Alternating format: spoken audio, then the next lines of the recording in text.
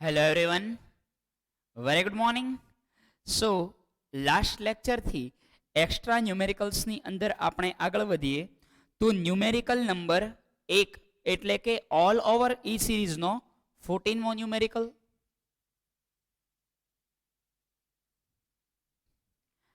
ચલો તો last lecture છે જે એક્ઝામ્પલ 11th ચેપ્ટરના એક્ઝામ્પલ્સનો લઈએ છીએ. સો બી એક્ટિવ એન્ડ આપણે કાઉન્ટ કરીએ. એકચ્યુઅલી આની પછી 10 લેક્ચર લઉં તો 10 લેક્ચર ઓછા પડે. લોટ તો એટલા ન્યુમેરિકલ્સનો છે, દરેકમાં નવી નવી વેરાયટીઝ આવતી રહે, જોઈએ એટલા લેવલ અપ થઈ શકે એમ છે. બટ હાલ આપણે ઓલમોસ્ટ અહીંયા સુધી રાખીશું. E14 120 ગ્રામ દળ ધરાવતા પદાર્થને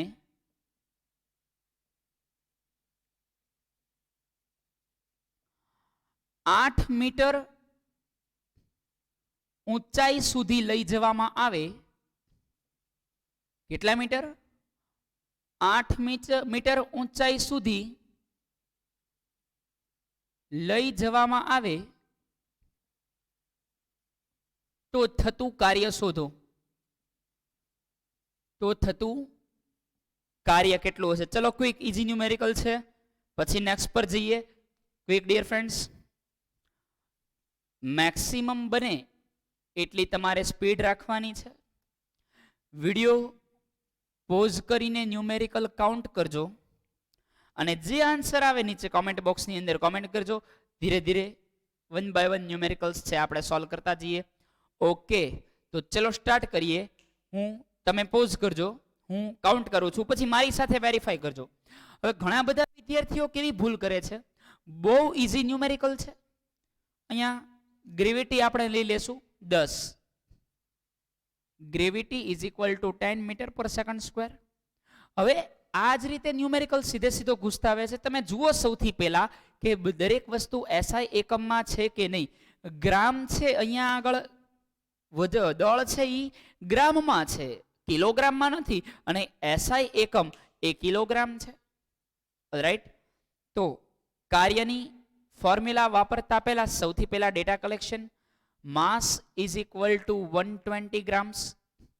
સો mass is equal to 120 divide by 1000 kilograms.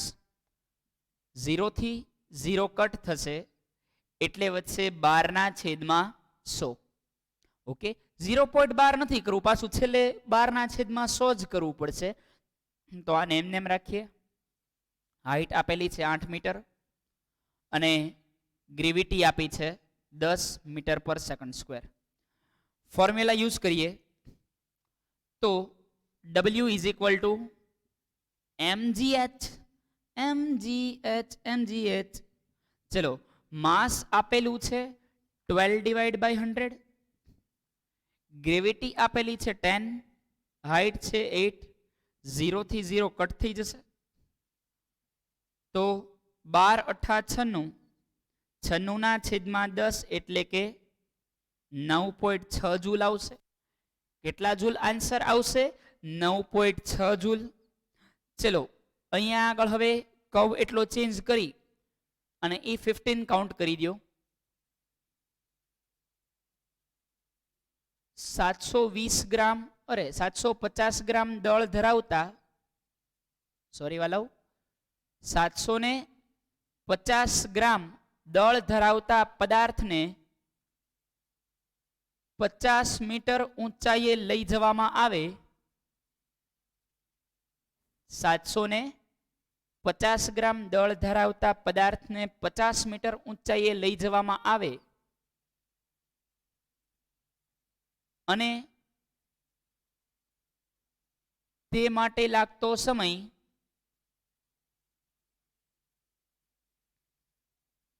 20 second હોય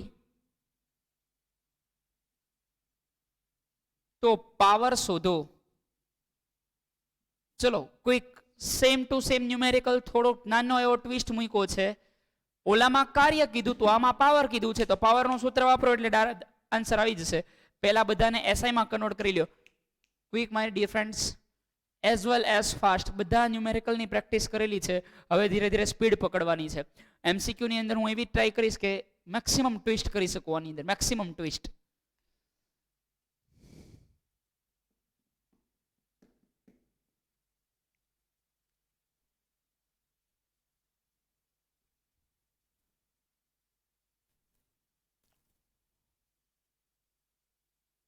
ચલો આઈ હોપ કાઉન્ટ કર્યો હશે. જો બાકી હોય તો સૌથી પહેલા પોઝ કરજો અને પછી કાઉન્ટ કરજો. તો આને ઇરેઝ કરી લઉં. આ બાકી હોય તો પહેલા એક કામ કરો ને સ્ક્રીનશોટ મારી લ્યો. મારે અહીંયા રિકાઉન્ટ કરવો છે. આઈ હોપ તમે સ્ક્રીનશોટ એ પાડી લીધો હશે.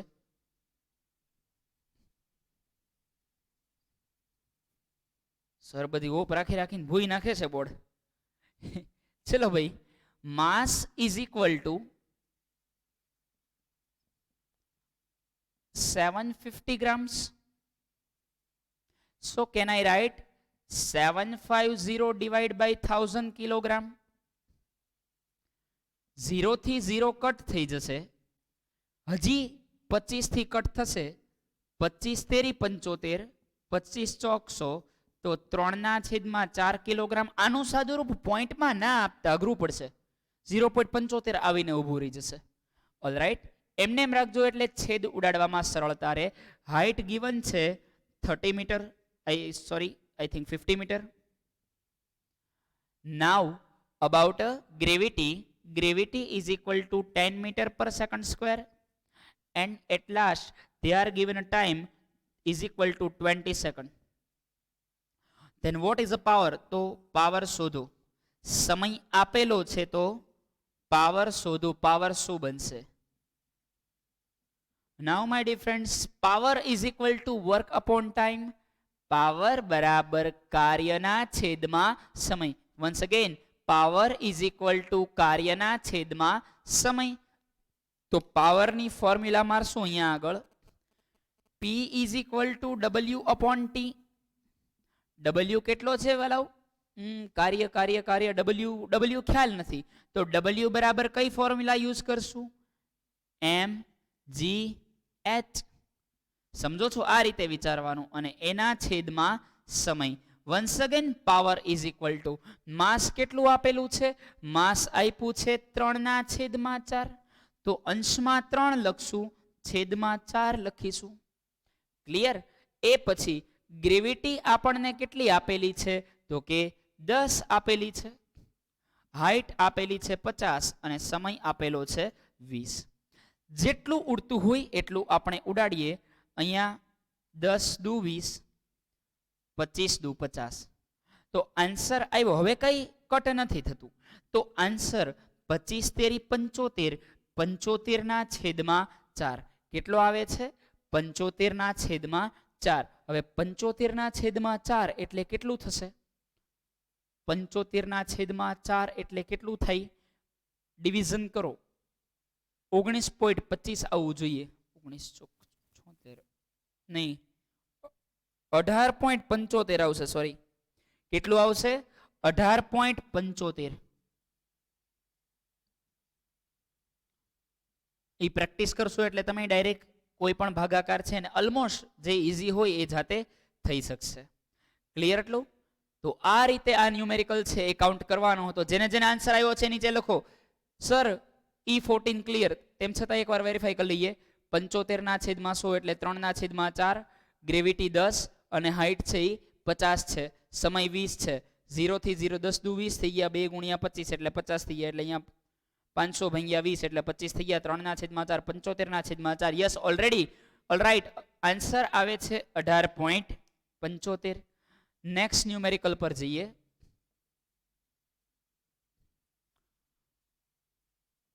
E15. જો પદાર્થની ગતિ ઉર્જા બમણી કરવામાં આવે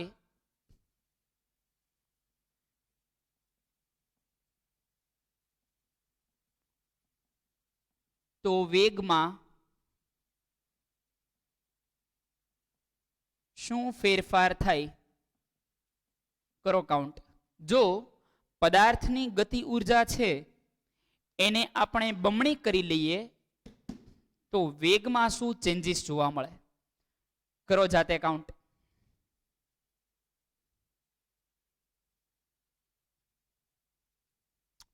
ચલો ડી ફ્રેન્ડ્સ, સેલ્ફ કાઉન્ટ કરો.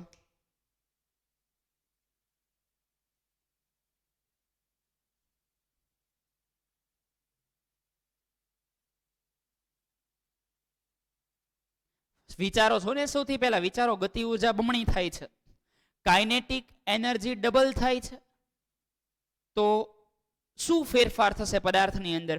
મારી પાસે એક ક્રિકેટનો બોલ છે, પહેલા એને ધીરેથી ઘા કર્યો, પહેલા એને 200 જૂલની એનર્જી આપી, અથવા તો માની લઈએ કે પહેલા એને 100 જૂલની ઉર્જા આપી, પછી એને 200 જૂલની ઉર્જા આપી, તો વેગ વધશે એ તો બરાબર, બટ કેટલો વધશે એ આપણે અત્યારે જોવાનું છે. કારણ કે વેગમાં વધારો થાય છે તો આપણને ખબર પડી ગઈ. બીજું, દળ અચળ રહે છે, દળમાં કાંઈ ફેરફાર જોવા મળતો નથી. દડો 100 ગ્રામ નો હોય તો એ ધીમેથી ફેંકો કે સ્પીડમાં ફેંકો, કે 100 ગ્રામના દડામાંથી થોડા 500 ગ્રામ થવાના છે. ઓલરાઈટ, તો શું ફેરફાર થશે એ ડિફરન્સ આજે આપણે જોવાનું છે, એ અત્યારે આપણે જોવાનું છે. ચલો જાતે કાઉન્ટ કરો, બાકી હું કરાવું છું. ચલો સોલ્વ કરીએ. સોલ્યુશન: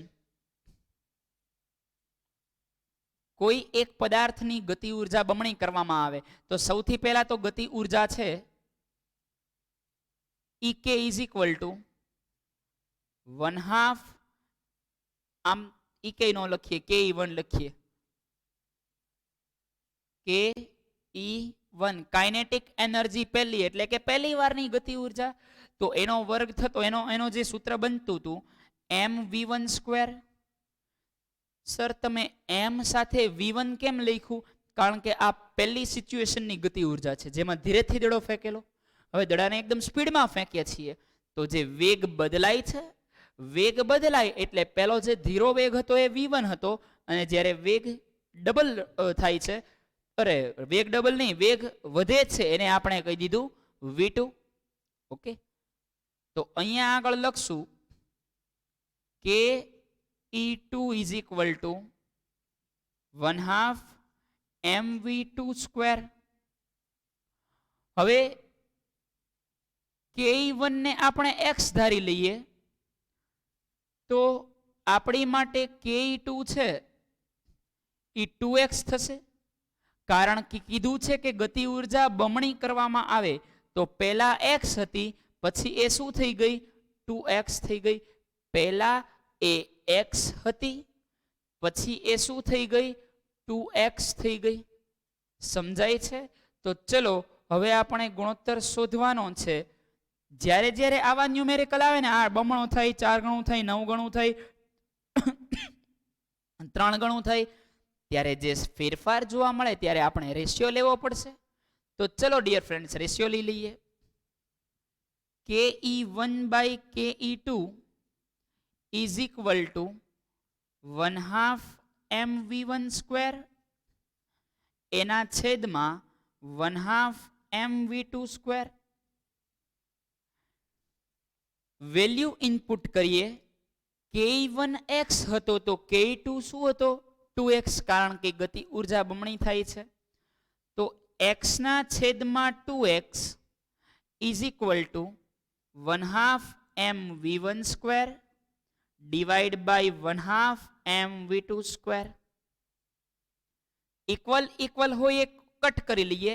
x x ઉડી ગયા, 1/2 ઉડી ગયા, m ઉડી ગયા, માત્ર શું વધ્યું? 1/2 બરાબર v1²/v2². તો વેગમાં થતો ફેરફાર શોધવાનો છે, તો આપણે v2 ને કરતા બનાવીશું, અથવા તો ડાયરેક્ટ રેશિયો જ લઈ લો, બેટર રહેશે. ડાયરેક્ટ ગુણોત્તર લઈ લઈએ એ આઈ થિંક વધારે બેટર રહેશે.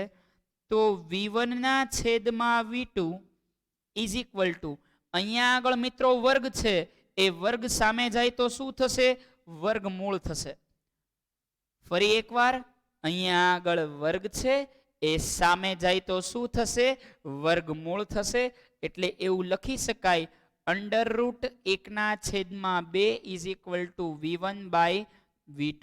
એટલે એવું લખી શકાય 1/√2 કારણ કે 1 નું વર્ગમૂળ તો 1 જ નીકળશે. 2 નું વર્ગમૂળ √2 is equal to v1 by v2 થશે. સો ફાઇનલી એવું લખી શકાય v1 by v2 equal to 1 by √2. v1 by v2 is equal to 1 by √2. તો લખવાનું વેગ કેટલા ગણો થશે? 1/√2 ગણો થશે. અને આપણે v2 નો વેગ જોઈએ છે ને. ઓકે, આપણે v1 નથી જોઈતું, v2 જોઈએ છે. તો આનું રેસિપ્રોકલ લેવું પડશે. કારણ કે જો રકમ ક્વેશ્ચન પ્રોપર વાંચો, વેગમાં 100 ફેરફાર થાય તો વેગમાં થતો આપણે જે ફેરફાર ગણવાનો છે, નવા વેગનો ફેરફાર ગણવાનો છે, તો આપણે v2 ને કરતા બનાવવો પડશે. કોને કરતા બનાવશું? v2 ને. તો અહીંયા આગળથી મિત્રો v2 ને કરતા બનાવવામાં આવે. હવે સાદું રૂપ આઈ હોપ તમને હવે ફાવતું હશે. તો v2 ભાગાકારમાં છે, સામે આવે તો એ ગુણાકારમાં આવશે. √2 અહીંયા આગળ ભાગાકારમાં છે, તે સામે જાય તો ગુણાકારમાં જશે. એટલે એ √2 v1 બની જશે. તો લખવાનું વેગમાં √2 ગણો વધારો થશે. ચલો કાઉન્ટ કરી લ્યો, ત્યારબાદ આગળ જઈએ. ક્વિક, જેટલું બાકી છે એ બધું કાઉન્ટ કરી લ્યો એટલે વાર્તા પૂરી થઈ જાય. ક્લિયર છે જે બોલું છું એ? શ્યોર?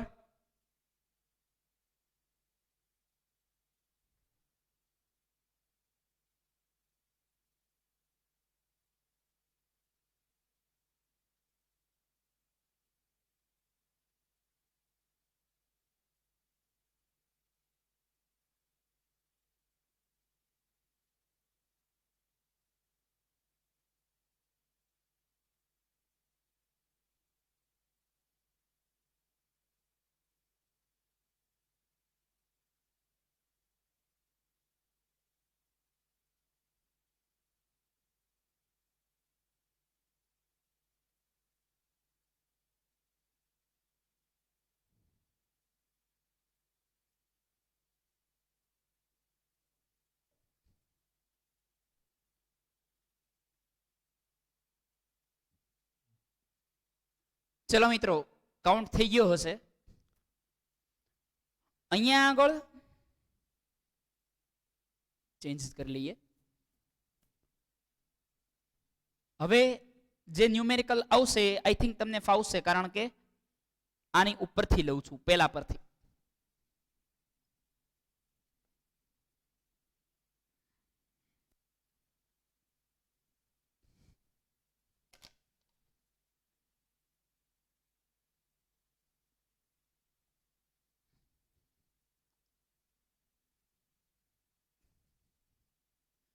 ચલો ત્યારે જઈએ આગળ.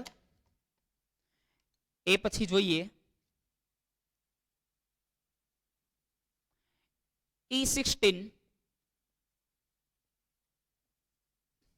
જો પદાર્થની ગતિ ઉર્જા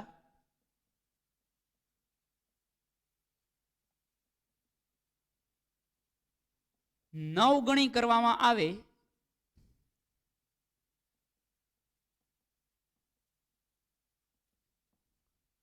તો તેના વેગમાં 100 ફેરફાર થાય. એટલે કે v2 ફાઉન્ડ કરવાનો છે. નવો વેગ જે આવશે ને v2, વેગમાં શું ફેરફાર થાય? કરો કાઉન્ટ. Quick dear friends.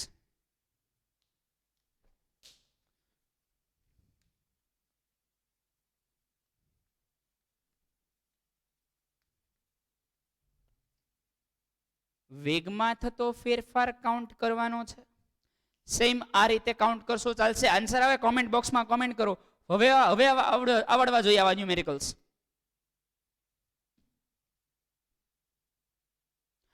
તો કરીએ સોલ્વ. તમારે બાકી હોય તો પહેલા પોઝ કરો વિડીયોને, સોલ્વ કરો અને પછી આગળ વધો. પણ જાતે સોલ્વ કરજો. આ જોઈ જોઈને સોલ્વ ના કરતા. ચલો, EK1 અથવા તો KE1 એને આપણે x ધારી લઈએ. KE2 કેટલા ગણી કરવામાં આવે છે? 9 ગણી. તો આપણે અહીંયા આગળ આને 9x એઝ્યુમ કરીએ. ઓલરાઈટ, બંનેની ફોર્મ્યુલા મારીએ. જો દળમાં કોઈ ફેર પડવાનો નથી. આ પેલા હા સાવ ધીરેથી એકદમ ધીરેથી નાખેલી છે અને પછી એકદમ સ્પીડમાં નાખી છે. એ જે બીજી વાર પેનનો ઘા કર્યો એ તેના વેગની અંદર, તેની ગતિ ઉર્જાની અંદર 9 ગણો વધારો કરે છે. પેલા જેવું છે કે સ્ટમ્પની બાજુમાં કીપર ઊભો હતો. એ કીપરે એઝ લાઈક MS ધોનીએ દડો પકડ્યો અને ધીરેથી સ્ટમ્પને અડાડી દીધો. ઓકે, રનઆઉટ જે રીતે કરે છે એકદમ ધીરેથી સ્ટમ્પને અડાડી દીધો અને એની પછીનો બોલ માની લ્યો કે MS ધોનીએ જે સ્ટમ્પને અડાડ્યો એના માટે 100 જૂલ જેટલી ઉર્જા ખર્ચાણી. કેટલા જૂલ જેટલી ઉર્જા ખર્ચાણી? 100 જૂલ જેટલી. એ જ દડો બીજા એની પછીના બોલ પર બાઉન્ડ્રી ઉપર ગયો. બાઉન્ડ્રી ઉપર કોઈ ખેલાડીએ, કોઈ પ્લેયરે એ દડો પકડ્યો અને જોરથી થ્રો કરેલો છે. હવે ધોનીએ જે રીતે થ્રો કર્યો હતો એની કરતા 9 ગણા વેગથી પહેલો થ્રો કરે છે. કયો? બાઉન્ડ્રી વાળો ખેલાડી. તો MS જે ધોનીએ જે સ્ટમ્પિંગ કર્યું એનો વેગ અને બાઉન્ડ્રીથી દડો આવે છે એનો વેગ, આ વેગમાં શું ફેરફાર થયેલો હશે, વેગ કેટલા ગણો વધ્યો હશે એ આપણે મિત્રો જોવાનું છે. એનર્જી તો વધારે ખર્ચાણી, કીધું તો ખરી, એનર્જી 9 ગણી ગઈ, ગતિ ઉર્જા 9 ગણી થઈ ગઈ છે. ઓકે, એટલે ગતિ ઉર્જા 9 ગણી વધી ગઈ છે. તો વેગ કેટલા ગણો થશે એ ન્યુમેરિકલમાં કાઉન્ટ કરવાનું છે. લેટ્સ સી તેના વેગમાં થતો ફેરફાર. તો આપણે ke1 is equal to 1/2 mv1 square લઈએ અને ke2 is equal to 1/2 mv2 square લઈએ. એની પછીનું સ્ટેપ બંનેનું ડિવિઝન લઈ લઈએ. ke1 by ke2 is equal to 1/2 mv1 square divide by 1/2 mv2 square. ke1 is equal to x થશે, ke2 is equal two 9x થશે. 1/2 માસ કેટલું આપેલું છે તો માસ ખબર જ નથી, તો mv1 square divide by 1/2 mv2 square. ઉડતું હોય એટલું ઉડાડી દઈએ, સરખું સરખું હોય એ કટ કરી લઈએ. ચલો, x થી x ગયા, 1/2 થી 1/2 ગયા, m થી m ગયા. યસ, તો હવે શું વધે છે? 1/9 is equal to v1 square by v2 square. મારે આ બંને બાજુથી વર્ગ કાઢવા છે. વર્ગ સામે જશે તો એ વર્ગમૂળ બની જશે. All right, so 1/9 is equal to, સાવ સ્ટેપ બાય સ્ટેપ લખું તો v1 બાય v2 નો સ્ક્વેર થશે. સ્ક્વેર સામે જાય તો એ સ્ક્વેર રૂટ બની જાય. 1 નું વર્ગમૂળ 1, 9 નું વર્ગમૂળ 3 is equal to v1 by v2. મારે v2 શોધવાનો છે તો હું v2 ને સૂત્રનો કરતા બનાવીશ. v2 is equal two 3v1.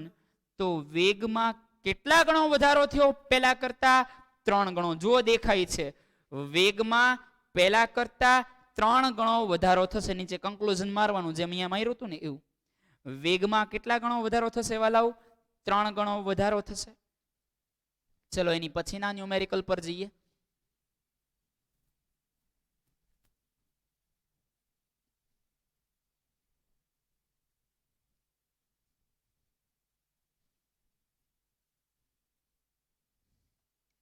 E17 example 9 હતા, આપણે વધારાના 17 કાઉન્ટ કર્યા. E17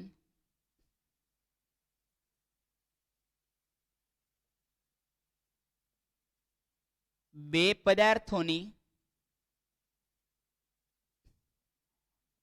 ગતિ ઉર્જાનો ગુણોત્તર 1:2 છે. ગતિ ઉર્જાનો ગુણોત્તર કેટલો છે? 1:2. હવે સમજો બોલું તો વેગનો ગુણોત્તર શોધો. હાઉ સિમ્પલ દાખલો છે, કરો કાઉન્ટ જાતે. ગતિ ઉર્જાનો ગુણોત્તર 1:2. આ બધા 11 સાયન્સ ની અંદર આવા જ આવશે, ત્યાંથી ઉપાડેલા છે અમુક તો. ઓકે, જો ગતિ ઉર્જાનો ગુણોત્તર 1:2 હોય તો વેગનો ગુણોત્તર કેટલો થશે? કાઉન્ટ કરો. સેમાની જેમ, હવે આ તો ઉલટાનો સહેલો પડે. ek1/ek2 is equal to 1/2. સામે બંનેના દળ સમાન છે, બંનેના દળ સમાન છે. હા, બાકી જવાબ નહીં આવે. ચલો હવે કાઉન્ટ ઇટ ડિયર ફ્રેન્ડ્સ.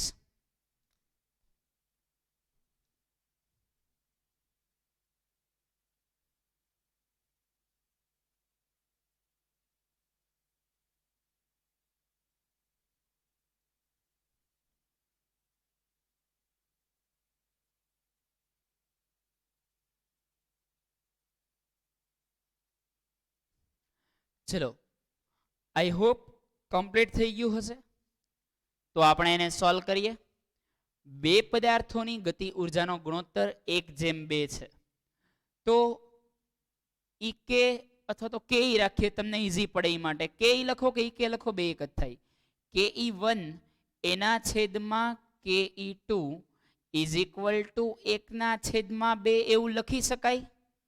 બંનેનો ગુણોત્તર 1/2 અથવા તો 1:2, 1:2 છે. એનો મતલબ શું થશે? ke1/ke2 is equal to 1/2. Alright, ચલો હવે ke1 બરાબર શું લખીએ છીએ? 1/2 mv1². m1 નહીં લખીએ, કારણ કે દળ કેવા છે? સમાન. જે જુદું જુદું હોય ત્યાં 1 ને 2 આવે. દળ તો સમાન છે, તો દળની અંદર આપણે એ જ આલ્ફાબેટ રાખશું, એમ જ રાખશું. m1 m2 ની જરૂર નહીં પડે. ke2 ઇઝ ઇક્વલ ટુ બનશે 1/2 mv2². બંનેનો ગુણોત્તર લઈએ તો શું બનશે? ke1 ના છેદમાં ke2 is equal to 1/2 mv1² છેદમાં 1/2 mv2². ઓકે, તો શું બનશે?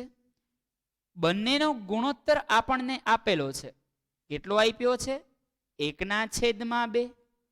તો આપણે એવું લખી શકીએ 1/2 બરાબર, સરખું સરખું અહીંથી જવા દો, 1/2 ગયા, m ગયા, તો વધશે v1² ના છેદમાં v2².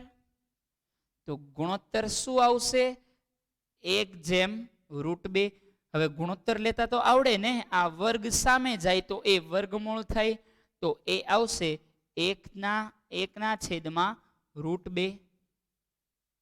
કેટલો આવે છે? 1/√2 આવશે.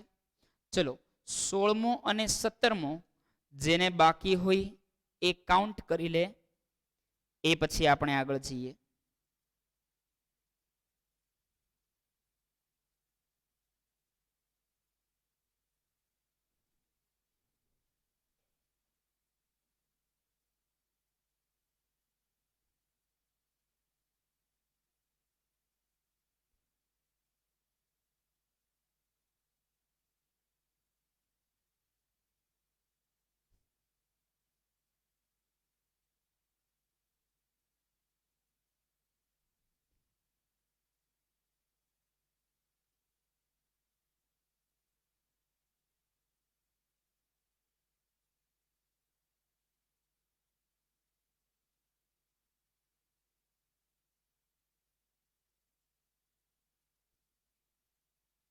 ચલો ડિયર ફ્રેન્ડ્સ, આગળ જઈએ. હવે આઈ હોપ આટલું લખાઈ ગયું હશે. તો એની પછીના ન્યુમેરિકલ માટે જઈએ.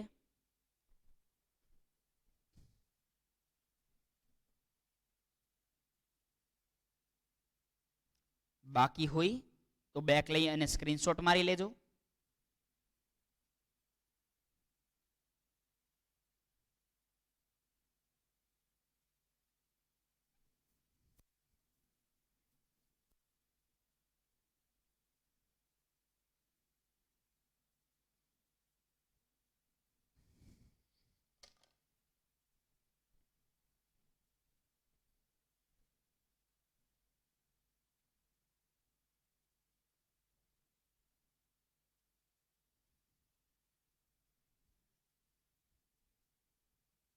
ચલો ત્યારે એ પછી જોવા જઈએ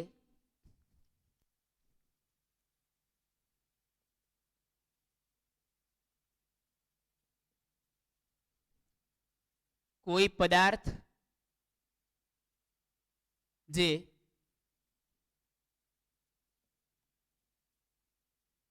500 ગ્રામ દળ ધરાવે છે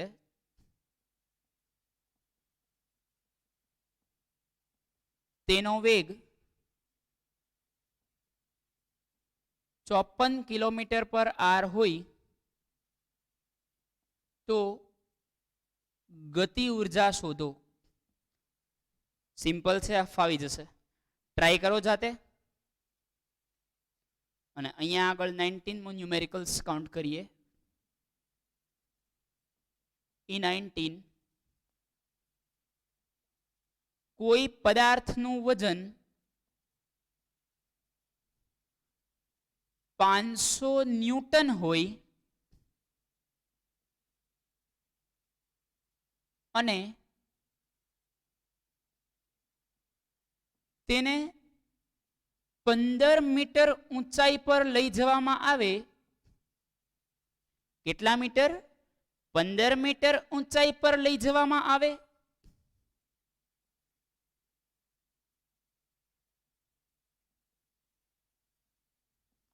તો તેમાં સંગ્રહ પામતી ઉર્જા શોધો. બસ આની સિવાય કોઈ ડેટા આપ્યો નથી આમાં. આ ફાઉન્ડ કરવાની છે. ન્યૂટન છે એટલે સમજી જજો. સંગ્રહ પામતી ઉર્જા કેટલી થશે? ચલો કાઉન્ટ કરો ડિયર ફ્રેન્ડ્સ.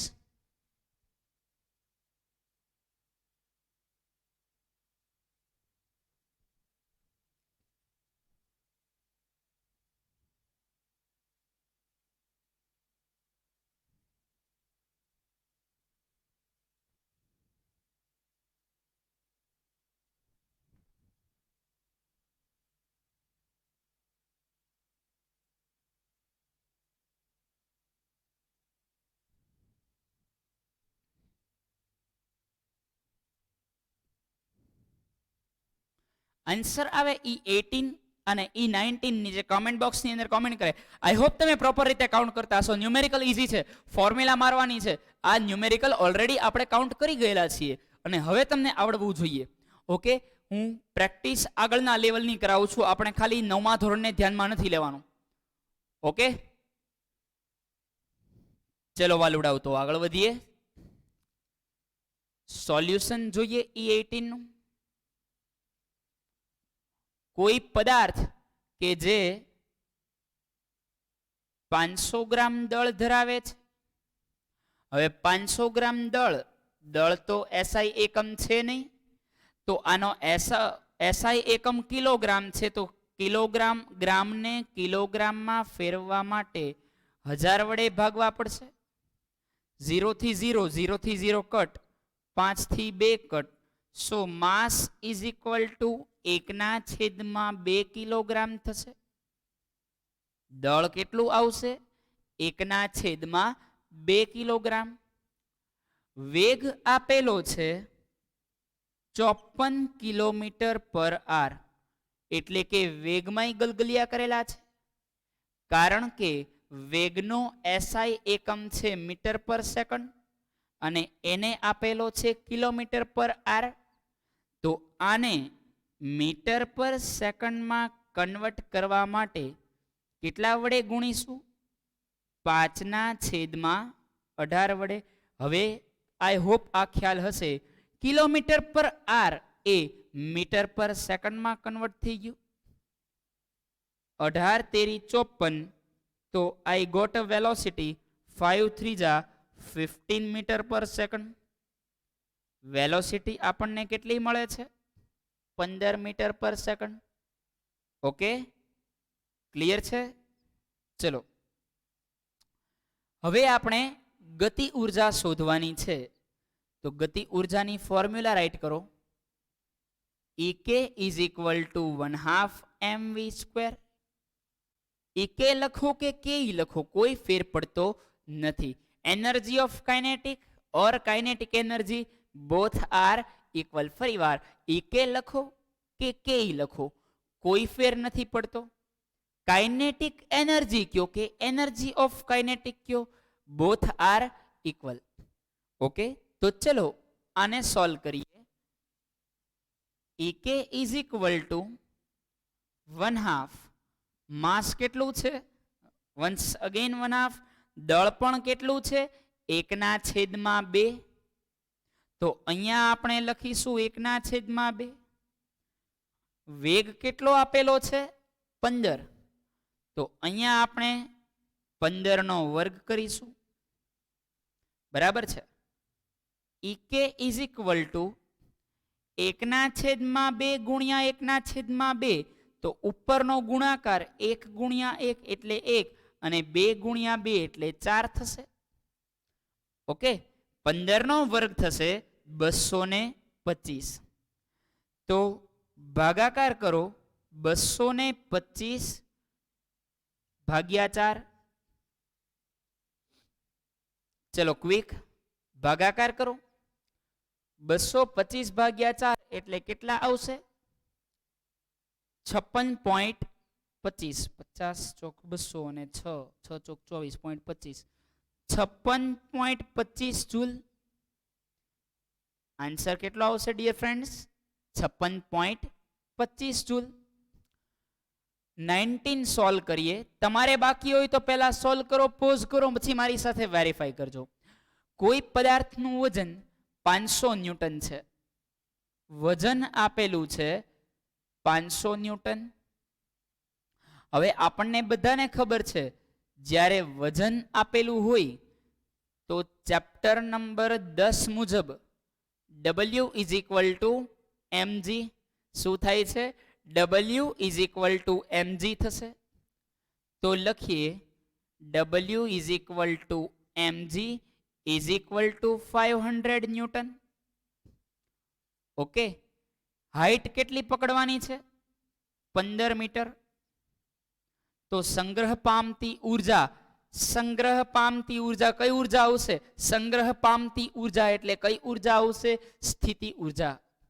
આની પહેલા પણ તમને વાત કરેલી છે કે જ્યારે જ્યારે ગ્રેવિટી આવે અને ઊંચાઈ આવે ત્યારે કઈ ઉર્જાનો સમાવેશ થશે? સ્થિતિ ઉર્જાનો સમાવેશ થશે.